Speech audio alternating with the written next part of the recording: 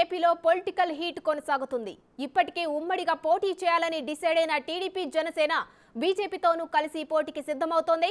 అందులో భాగంగా చంద్రబాబు, పవన్ కళ్యాణ్ రాత్రికి ఢిల్లీ వెళ్లనున్నారు.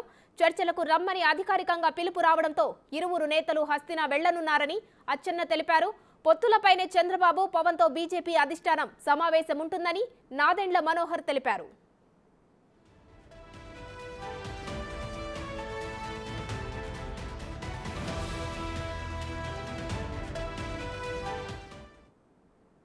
ఈరోజు వెళ్తున్నారు. ఇంతకుముందు ఒకసారి కలిశారు, ఈరోజు వెళ్తున్నారు. మళ్ళీ నాకు తెలిసినంతవరకు చంద్రబాబు గారు వెళ్తున్నారు.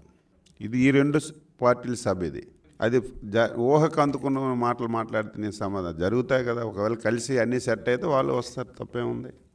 అఫీషియల్ పిలుపు లేకుండా రారు కదా, రావు. పిలిచారు, రమ్మన్నారు, అందుకే వెళ్తున్నారు. సాయంత్రం 4 గంటలకు వెళ్తున్నారు. ఇవాళ నైట్ మీటింగ్ ఉందనుకుంటా. పిలిచారు, వెళ్తున్నారు. మాట్లాడిన తర్వాత క్లారిటీ వచ్చిందో లేదో ఎక్స్ప్లెయిన్ చేస్తాం.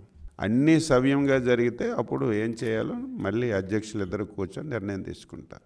ఈరోజు మేము ప్రకటించింది ఏంటంటే, రెండు పార్టీలు కలిసి ఒక చారిత్రాత్మకమైనటువంటి ఘట్టానికి ఈ రాష్ట్ర చరిత్రలో నిలిచిపోయే విధంగా ఒక బ్రహ్మాండమైనటువంటి సభను పెట్టాలని నిర్ణయించాం. ఆ విషయాలు మీకు చెప్పాను. ఈ పొత్తు జరగకూడదు, కలయిక ఉండకూడదని చెప్పి విశ్వ ప్రయత్నాలు చేస్తూ వచ్చారు. మీడియాలో కూడా ఒక క్యాంపెయిన్ నడిపించారు గత 15 రోజుల నుంచి. వాటన్నిటికీ సమాధానం రేపటికల్లా వస్తుంది. ఏ విధంగా చంద్రబాబు నాయుడు గారిని ఆహ్వానించారో పవన్ కళ్యాణ్ గారిని కూడా ఆహ్వానించారు. పవన్ కళ్యాణ్ గారు కూడా ఈరోజు రాత్రికి ఢిల్లీ చేరుకుంటారు.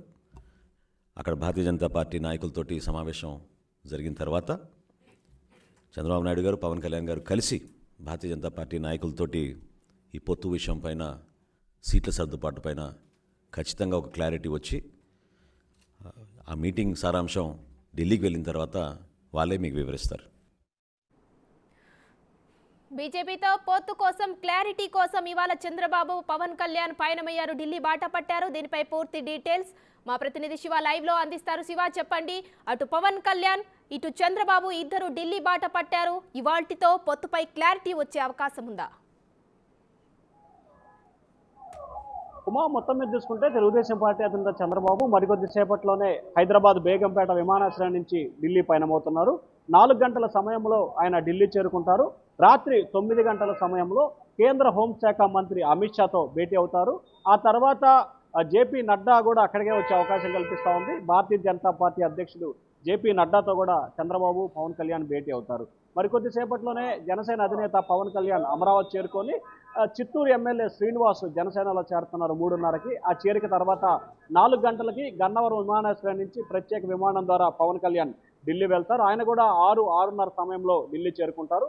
వీరిరువురు కలిసి మోడీ ఏదైతే అమిత్ షాతో పాటు జేపీ నడ్డాతో భేటీ అయ్యే అవకాశాలు అయితే కలిగిస్తున్నాయి. అయితే వీరిద్దరూ విడివిడిగా కలుస్తారా, ఉమ్మడిగా కలుస్తారా అనే దానికి సంబంధించి అయితే ఇంకా క్లారిటీ రాలేదు. కానీ ఇద్దరు భేటీ అయితే మాత్రం రాత్రి 9 గంటల సమయంలో దాదాపుగా అమిత్ షా అపాయింట్మెంట్ అయితే ఖరారైంది. ఇక ప్రధానంగా చూసుకుంటే భారతీయ జనతా పార్టీకి సంబంధించి 8 నుంచి 9 అసెంబ్లీ స్థానాలు, 4 నుంచి 5 లోక్సభ స్థానాలని భారతీయ జనతా పార్టీ కోరుతా ఉంది. దీంట్లో ప్రధానంగా చూసుకుంటే అరకు, విశాఖపట్నం, నరసాపురం, కాకినాడ, విజయవాడ, నరసరావుపేట, రాజంపేట, హిందూపురం పార్లమెంటు స్థానాల్ని భారతీయ జనతా పార్టీ కోరుతా ఉంది. అయితే గతంలో 25కి సంబంధించి 25 పార్లమెంటుకు సంబంధించి 25 చోట్ల ప్రతి పార్లమెంట్లో కానీ ప్రతి అసెంబ్లీలో కానీ తమ అభ్యర్థి ఉండాలని చెప్పి అమిత్ షా ప్రతిపాదన చేశారు. ఆ ప్రతిపాదనలో భాగంగా వీరు దాదాపుగా 8 పార్లమెంటు స్థానాలను అడుగుతున్నట్టు తెలుస్తూ ఉంది. అయితే టీడీపీకి సంబంధించి నరసాపురం, అలాగే రాజంపేట, హిందూపురం 3 పార్లమెంటు స్థానాల్ని దాదాపుగా ఖరారు చేసింది. తిరుపతి కూడా ఇచ్చేందుకు సిద్ధమవుతున్న పరిస్థితి కనిపిస్తూ ఉంది.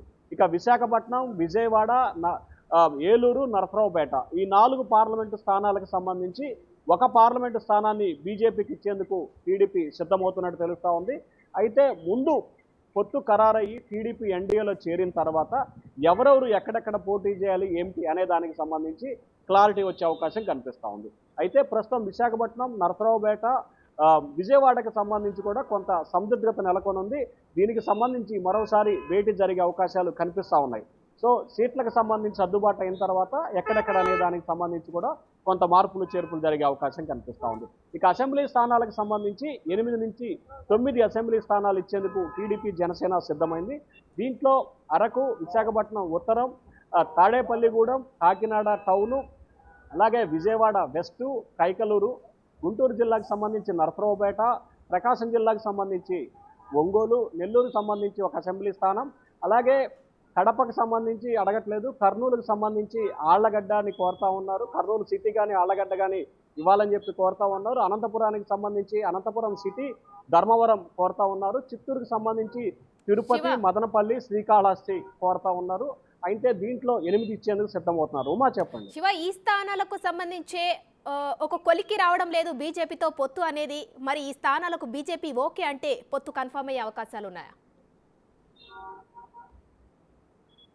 అంటే ప్రధానంగా చూసుకుంటే భారతీయ జనతా పార్టీకి సంబంధించి దాదాపుగా క్లారిటీ వచ్చింది. ఇప్పటికే చంద్రబాబు, పవన్ కళ్యాణ్ బీజేపీ పెద్దలతో 2-3 సార్లు కూడా ఫోన్లో మాట్లాడినట్టు తెలుస్తూ ఉంది.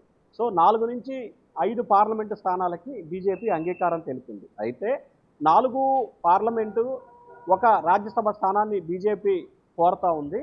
కానీ టీడీపీ దానికి సంబంధించి 5 పార్లమెంటు కానీ లేకపోతే 4 పార్లమెంట్ ఇచ్చి 1 అసెంబ్లీ ఇవ్వడానికి కూడా సిద్ధమవుతున్నారు. అయితే బీజేపీ మాత్రం 6 పార్లమెంట్ అడుగుతున్నట్టు తెలుస్తూ ఉంది.